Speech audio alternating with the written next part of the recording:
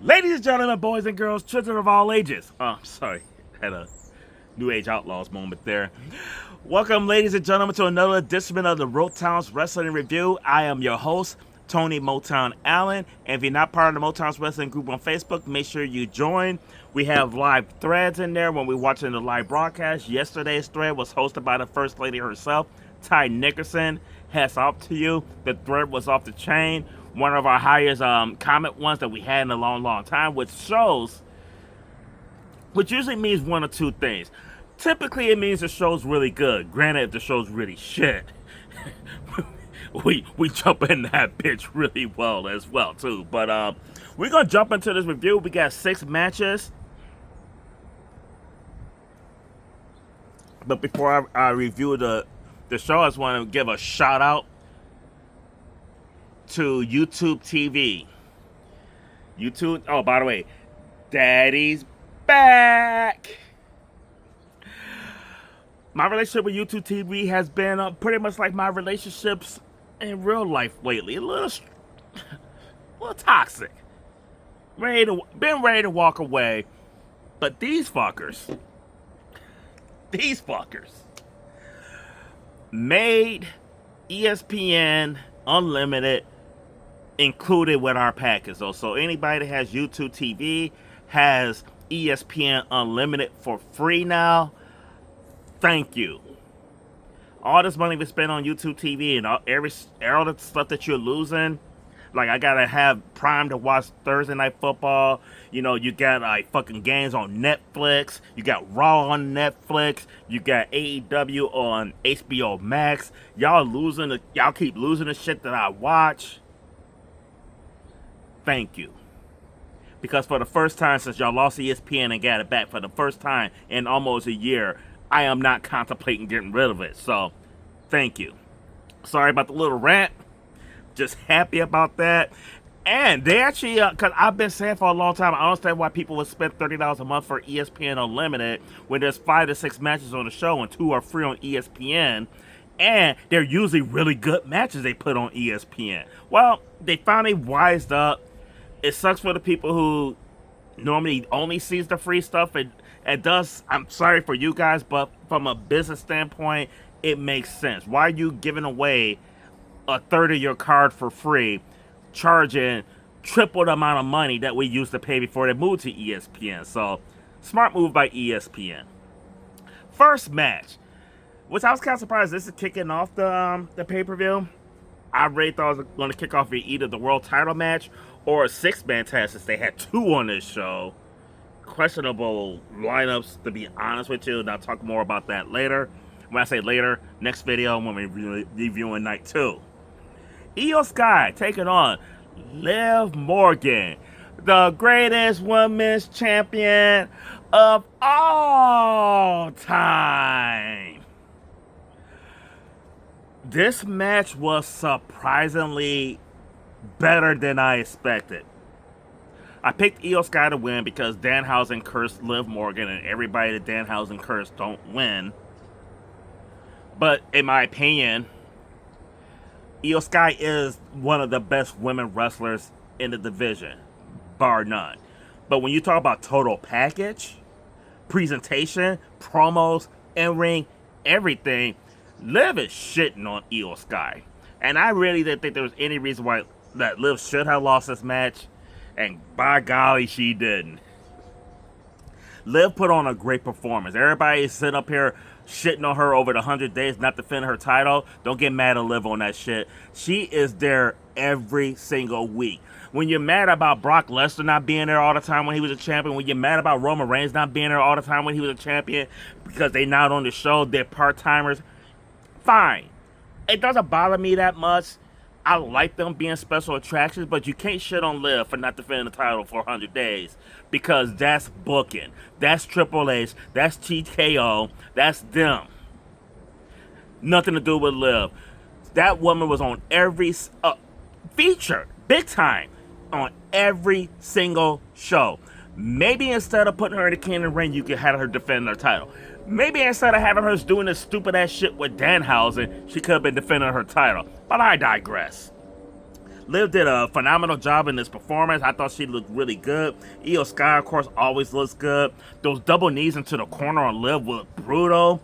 She did a moonsault off the ropes to Raquel Rodriguez and Roxanne Perez. That was really good. She hit Liv's own finisher on Liv, which I'm not a big fan of kicking on the finishing maneuvers, but I think when you do the other person's finishing maneuver on them, I give you a pass on that. But Liv, I'm sorry, Ty, I put this in a thread. I'm sorry, Ty. Liv was hitting cold breakers that was better than Chris Jericho's. I'm sorry. Liv was nailing that shit. Liv ended up getting a clean win. Straight up beat Io Sky. I gave the match a 4. We all should have known that Liv Morgan was going to win this match because this match was sponsored by Morgan & Morgan.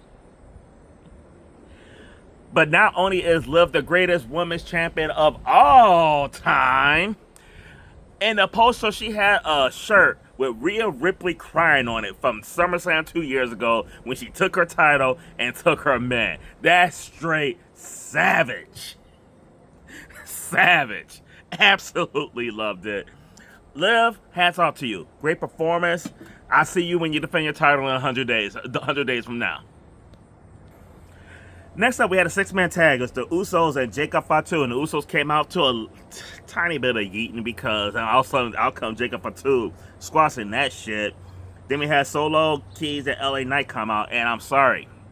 I must mention this now because Triple H addressed something that Damian Priest said about, like, the same people always in the top spots, and talking about, like, ask yourself if you're as over as Cody Rhodes. Even with yeeting, even what Greatest Solo's doing, the person that got the biggest pop in this match was L.A. Knight. Yeah! So, Triple H, I'm sorry.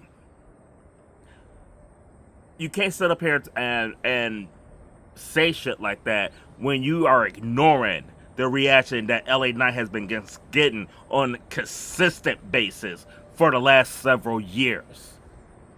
L.A. Knight should be pushed. He should be in the main title picture. He's what everybody wants. But the funniest part of the match was Solo Sikoa. During the match, he decided to run it back. Jey Uso almost had a fucking fit. One of the things I didn't like in this match was the little avalanche slam on the top off the top turnbuckle. It looked really awkward with Works Keys and Jimmy Uso. And I was actually watching it with the mastermind Bobby Rogers, who's a former professional wrestler, who was saying that was really more on Jimmy than it was on Royce. But I'm just like, unfortunately, everybody's going to blame Royce and not Jimmy. And if they say anything to them in the back, they're going to be saying something to Royce and not Jimmy. But I digress. Me, myself, I thought Royce Key really redeemed himself when he did the fucking slam on Fatu over the barricade. That was one of the most impressive things I've seen in the night. That saved the show for me. Solo and them get the win. It ended up being Jey Uso taking the pin. Gave this match 3.5. I predicted Solo and them winning. I just thought that it was going to be Solo pinning Jimmy, but it ended up being, I think, LA Knight pinning Jey Uso. Gave the match a 3.5. A solid match. Next up, we got the Ring General, Gunther. And this match was sponsored by the General. Picked Nick Aldis to win this match. Gunther ended up winning. The 2 matches that I lost, Morgan & Morgan sponsor Liv Morgan. The General sponsored Gunther, and I should have known better. Should have known. The match itself was actually pretty good. I gave the match a 4.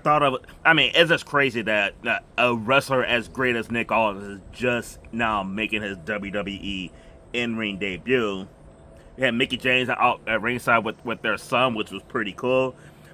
I don't know how oldest son is. I'm guessing like 9, 10 years old. So I'm sure he's seen his dad wrestle before, but this is probably one of the times that he's old enough to really appreciate it. Overall, good match. Good back and forth. I thought Nick Aldis was in better shape than Gunther, to be honest with you, though. Gave the match a 4. Gunther won. I wasn't happy with the result of the match until we saw what happened later, which is basically this looked like it's a one and done for now. Nick Aldis is going back to the GM role, so no more wrestling for Nick, at least for now. So, with that being said, I did understand a little bit better. If you're going to put him back in the GM role, you can't really have your GM, who hasn't wrestled in 3 years, beat the ring general, the career killer Gunther. Next up, we have Fatal Influence taking on the Bellas and Paige. I don't understand the love for JC Jane that she get in the internet wrestling community. Everybody just seemed to be all in love with her, thinking that she's whatever. I don't get it. I can't stand the Bellas. I really don't like Nikki Bella. This match itself, I could have done without. I would say this is probably the only bad match of the night, to be honest with you. When I say bad, like the previous match, the 6 match had, they got 3.5. That's my lowest rating up to this point, and nothing got anything lower than that except for this match. This match I gave it 1. I don't like JC Jane at all. I'm not feeling her. I don't get her. I really do think that Fallon Henley and Lonnie Reed are a phenomenal women's tag team. I like them two together a lot. In my opinion, those are the stars of Fatal Influence. But they end up getting a win. I think Fallon Henley was the one who ended up pinning Paige. And then when the match was over and the Bellas were doing all the hugging shit and everything. And before I even get to what happened, hats off to Brie Bella, though. Not a big fan of the Bellas, but hats off to Brie Bella. Her shoulder was obviously hurting in that match. You could just tell that there was something wrong with her shoulder. And she finished the match and everything. Like, she was still involved in the match. She was even involved in the extra shit afterwards. Maybe not as much. But with a bad shoulder like that, hats off to her. The Bellas ended up turning on Nikki as I predicted. In my predictions, I had like Fatal Influence winning and Nikki turning on Paige specifically. But the thing that I predicted did not happen, and this is where they missed the boat. We should have had AJ Lee skipping out there to help Paige. Would have made it even better. I predicted the turn, but in all honesty, in the Motown's wrestler group, I mean, the First Lady predicted it. I know Marcus Cummins picked it. I mean, there's a lot of people that predicted that Bellas were going to turn on Paige, so it wasn't really that much of a surprise. But you really could have surprised everybody with AJ fucking Lee. As Punk put it, there's main events, and there's matches that go last. So here's the main event. Cody Rhodes versus CM Punk for the Undisputed Championship. This was a really, really good match despite a bad botch by CM Punk. CM Punk went for a moonsault. First of all, I don't think I've ever seen this man do a moonsault. I'm sure he has in the past, and I just don't remember, or I haven't seen it. Might have happened on fucking in the Indies though. But this was horrible, absolutely horrible. 1,000% on CM Punk on that botch. But the match itself was really good. Overall, it was a really good match. I really like the finish. I like Cody Rhodes coming out there hitting Randy Orton. I like Randy Orton coming out there because Daddy's back. Hitting Cody with the RKO that led to CM Punk getting a win. This match gets a 4.5. Outstanding match. Really, really enjoyed it. Speaking of a match that I really, really enjoyed, Brock Lesnar versus Oba Femi in Hell in a Cell. First of all, mad respect to Brock. When he came out there, we had Paul Heyman announcing him. I mean, like, whether you want to believe it or not, though, but I have believed for, like, since they announced that they were going to be in Minneapolis and SummerSlam and the rumor started, like, back in late 2025. This was the last time we're going to see Brock Lesnar. And no matter what you think of Brock Lesnar, this man is one of the all-time greats. Like him or not, with his impact on the business, with everything he's accomplished, former NCAA champion, former WWE champion, former UFC champion. No matter what you want to say about what he's done, you can't ignore what he's accomplished. The man's a special attraction. As much as people bitch that he's not there all the time, when he's there, numbers are up. Sales are up. You have a bigger gate. He makes an impact on the business. Like, even people that don't like him are watching. He makes a huge impact on the business.